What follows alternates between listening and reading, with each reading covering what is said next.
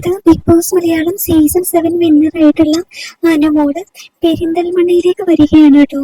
ഈ മാസം 27th Thursday ആണ് അനുമോൾ പെരിന്തൽമണ്ണയിൽ ഒരു ഷോപ്പ് ഉദ്ഘാടനത്തിനായിട്ട് വരുന്നത്. സ്പെഷ്യൽ ഗസ്റ്റ് ആയിട്ട് നമ്മുടെ ഷിയാസ് കരീമിനെയും കാണിക്കുന്നുണ്ട്. അനുമോൾ തന്റെ ഇൻസ്റ്റഗ്രാമിലാണ് കേട്ടോ ഈ സ്റ്റോറി പങ്കുവച്ചിരിക്കുന്നത്. അപ്പോൾ വരുന്ന 27 തേഴ്സ്ഡേ ആയിരിക്കും അനുമോളുടെ അടുത്ത ഇനോഗ്രേഷൻ. അതും നമ്മുടെ പെരിന്തൽമണ്ണയിൽ വെച്ചായിരിക്കട്ടോ.